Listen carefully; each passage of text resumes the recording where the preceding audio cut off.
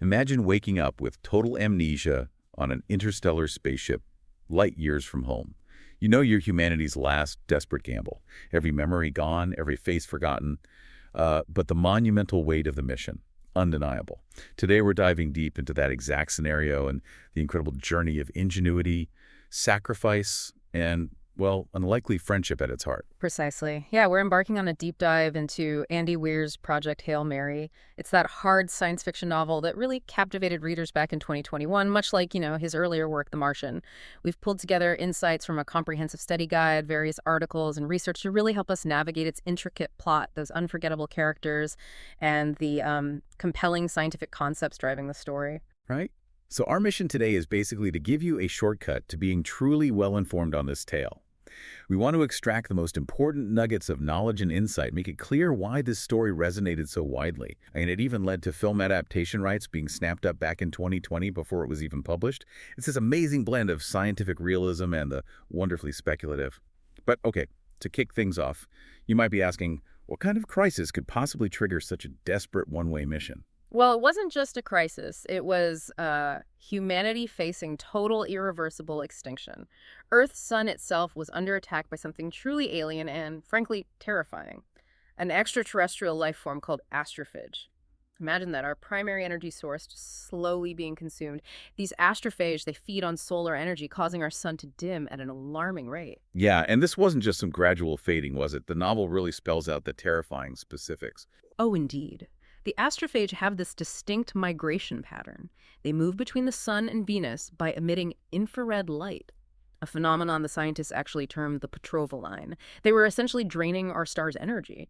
And look, this isn't a minor problem. Humanity is staring down total extinction in just 26 years. We're talking widespread crop failure, famine, catastrophic climate change. It's basically an apocalyptic countdown, and the clock is ticking really, really rapidly. Wow. The implications of that kind of global catastrophe are just staggering. And that's where Dr. Ryland Grace comes in, right? Our story immediately thrusts us into his predicament. He's a junior high science teacher, okay, not an astronaut, waking up on the Hail Mary interstellar spaceship, totally disoriented, complete amnesia, Right. and he quickly realizes he's the only survivor of a three-person crew. It's a profoundly jarring start for him and, well, for us as listeners too, piecing things together alongside him in the blackness of space. Absolutely. And the weight of Grace's mission, 12 light years away at the Tau Ceti solar system, it's singular and incredibly urgent. He needs to discover why Tau Ceti, a star very much like our own sun, is somehow unaffected by this astrophage plague. The hope, the entire hope, is to send vital data probes back to Earth with the solution. But here's the kicker. The catch. The huge catch. The Hail Mary is on a sacrifice mission. There just isn't enough fuel for a return trip. It's a one-way ticket for the hope of humanity. You can truly feel the immense, crushing finality of that decision just hanging over the entire journey. The profound sense of sacrifice, it's just baked into the mission itself. But while Grace is, actively working on the problem out of Tau Ceti, his amnesia isn't static. As he's racing against time in the present, his own past starts to trickle back in. And that's where we uncover the really extraordinary and frankly ethically challenging origins of Project Hail Mary. And this is where the character of Eva Stratt comes in. She's the project leader, and she truly shines, or maybe casts a long shadow, depending on how you look at it. Her leadership behind Project Hail Mary was just ruthless in its effectiveness. She was granted total authority, total immunity by the United Nations to do whatever was necessary. The study guide really highlights her morally complex decisions, like the conscription of unwilling experts. Which Grace perfectly exemplifies. Exactly. And she even authorized the nuclear bombing of the Antarctic ice shelf, all just to buy Earth a little more time. Okay, Stratt sounds like a force of nature, definitely. But some of those decisions, conscripting unwilling experts, bombing Antarctica, that's incredibly brutal. Does the book really try to justify these methods, or does it leave us questioning the cost? That's a fantastic point. And the book portrays Stratt not as evil, not really, but as relentlessly pragmatic. It forces us, the readers, to grapple with the ethics of what must be done when you're facing extinction. It doesn't necessarily justify them in a moral sense, I wouldn't say, but it presents them as the only perceived path to survival at the time, leaving the ethical burden on the characters and, well, on you as the reader. It suggests that sometimes the greater good demands this really uncomfortable ruthlessness, pushing the boundaries of what we normally deem acceptable. A truly chilling thought.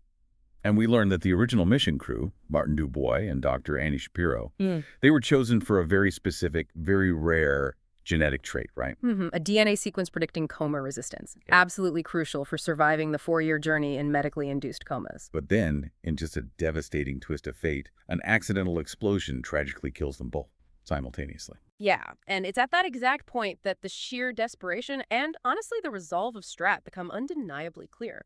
She forces Grace, who it turns out also possesses that rare DNA marker for coma resistance, to go in their place. When he naturally resists, I mean, who wouldn't, given it's a one-way trip, she administers a powerful amnesia-inducing drug and has him carried unconscious onto the Hail Mary for launch. No obstacle, not even individual will or the basic human right to choose, could stop this mission. Humanity's survival was the absolute priority, at any personal cost. Okay, so let's fast forward back to the present. Grace is light years from Earth, dealing with all this, and then he makes an astonishing discovery that just changes everything. He detects another spaceship, the Blip A, from the 40 Eridani solar system, and aboard it, an alien, an actual alien, whom Grace, in a flash of his characteristic humor, names Rocky. Just imagine the profound sense of isolation, thinking you're the sole survivor, and then suddenly that's shattered by the arrival of another intelligent being, another sole survivor from a different star system. That moment of finding Rocky, finding this kindred spirit in the vastness, it must have been just an overwhelming wave of relief and maybe camaraderie for Grace. Oh, absolutely. And the parallels between them are just incredible. Rocky is an Iridian. He's described as a dog-sized, spider-like extraterrestrial with this hard mineral skin. And he's also the sole survivor of his crew, mirroring Grace's own isolated situation perfectly. What's truly fascinating here is the immediate connection, the resonance. Rocky's home star is also infected with astrophage. He's at Tau Ceti for the exact same reason as Grace. They are both on a desperate mission to save their respective species from the very same galactic plague. It's the shared existential threat. It's funny you mentioned Grace's humor. Weir's books are famous for that, right? Even when facing oblivion. Can you give us an example, like a moment with Rocky that really captures that balance between the science and the lightness? Oh, yeah. One of my favorite bits, it has to be when Grace is trying to teach Rocky English using numbers. Rocky, who has this perfect memory and uses an advanced Iridian base 8 system, starts just rattling off prime numbers way, way beyond anything Grace can keep track of. And Grace is just shouting, "Stop! Stop!" It's fantastic. It shows off Rocky's unique intelligence, but also Weir's knack for injecting genuine warmth and humor into what could be dry scientific dialogue. It really shows their friendship evolving through these small, kind of relatable moments. That's great.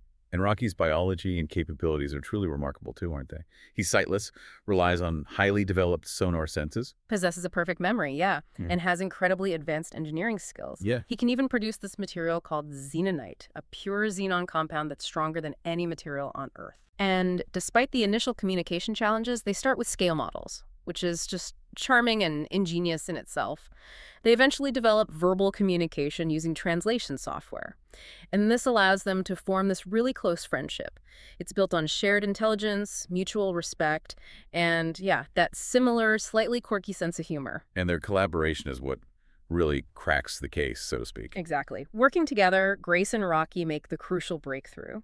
They discover Tomiba. It's a natural predator of astrophage, and that's what keeps the astrophage population under control and mitigates its effect at Tau Ceti. This is the key to saving their stars, the solution they traveled light years to find. But as always, seems to happen in science, right? There's a new challenge waiting just around the corner. Absolutely. The immediate problem they hit is that nitrogen is lethal to Tomiba.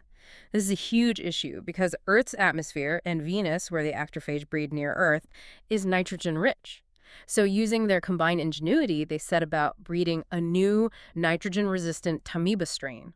And this wasn't just like a simple tweak, it was a monumental feat of bioengineering.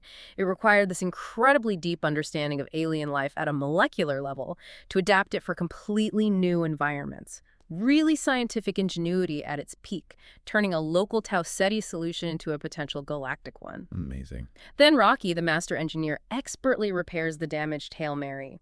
He even offers Grace extra astrophage fuel for his journey home. It's a really bittersweet moment as they say their goodbyes, having accomplished so much together. But the story, naturally, isn't over yet. Yeah. 1 month into his return journey, all alone again, Grace realizes something critical, an unforeseen complication. The nitrogen-resistant amoeba, they've evolved further. They've gained the ability to pass through xenonite. Which is catastrophic. Utterly. Because Rocky's fuel tanks, much of his ship probably, are made of xenonite. This means Rocky's astrophage fuel is now vulnerable. His entire species is at risk again, and he could be stranded in space. You could just sense Grace's heart sinking, the profound despair as he grasps the gravity of this new, terrifying development. And it's this moment, this awful realization, that truly solidifies the bond between them. Grace is faced with just an impossible choice. Right. Faced with this devastating news, knowing the fate of his new friend hangs in the balance, Grace makes this incredible, selfless decision. He first launches the Hail Mary's 4 data probes towards Earth. Job 1, done. Humanity will get its answer. But then, instead of continuing home, he turns the ship around. He goes back to rescue Rocky, knowing full well he will starve to death when his own limited human food supplies run out during the extra journey time. It's just a moment of profound personal sacrifice. His bond with Rocky, this alien companion, becomes a new, unshakable priority. It basically redefines his entire mission, doesn't it? It really does. And Rocky, in turn, absolutely refuses to let Grace die. He suggests that Grace try eating tamuba, which are apparently a protein source, until the Iridian scientists can figure out a better long-term solution. This act of reciprocal care, it just highlights the profound bonds forged in these extreme circumstances. It demonstrates that out there in the vastness of space, companionship can transcend species. Scientific collaboration turned into this deep personal commitment where saving your friend becomes just as crucial as saving your own planet. So after such an incredible journey, such an act of profound selflessness, you're probably wondering, what happens to our unlikely hero? Where does he end up? Well, the story then jumps forward several years. It paints this picture of Grace's new reality. He's happily established on Arid, that's Rocky's home planet. He's teaching science to young Iridians. Yeah, it's quite the turn. He survives on Iridian-made vitamin shakes and lab-grown protein, having fully integrated into this alien society. It sounds like a quiet, fulfilling life, actually. A world away from the desperation of his past. Then, in a truly heartwarming moment, Rocky visits Grace. And he has the best news possible. Iridian scientists have confirmed that Sol, our sun, Earth's sun, has recovered from the astrophage infestation. The probes made it. Project Hail Mary was a resounding success. Humanity, just like the Iridians, has been saved. All thanks to that initial desperate leap of faith and the incredible friendship that followed. So Grace gets the news. He debates making the long, lonely journey home to Earth, a journey that would separate him from his new life, his new purpose, and of course his extraordinary friend Rocky. But he ultimately puts off the decision. He just heads off to work, teaching his Iridian students, seemingly content in his new life on Arid. It's a really powerful ending, isn't it? It suggests that saving the world might just be the beginning of finding where you truly belong. Even if that place is light years from where you started and your best friend happens to be, well, a spider-like alien. It's a beautiful testament, really, to the resilience of life, the ethical complexities of survival that we touched upon, and the immense power of collaboration, even across species, despite monumental odds. It reminds us that sometimes the most profound solutions and maybe the most profound relationships emerge from the most unlikely circumstances. What an incredible deep dive into Project Hail Mary. We've journeyed from Earth's near extinction, through ruthless decisions and, let's face it, forced heroism, to an alien encounter that genuinely blossomed into this unbreakable friendship, all driven by scientific ingenuity and these really profound personal choices. We hope this deep dive has sparked your curiosity, maybe given you a richer understanding of this gripping narrative. So we want to leave you with this provocative thought. If you were faced with a truly existential threat to our planet, what kind of world-saving mission would you volunteer for? Or perhaps more tellingly, what kind might you be conscripted into? Right. And what, or maybe who, would be worth giving up everything to save it?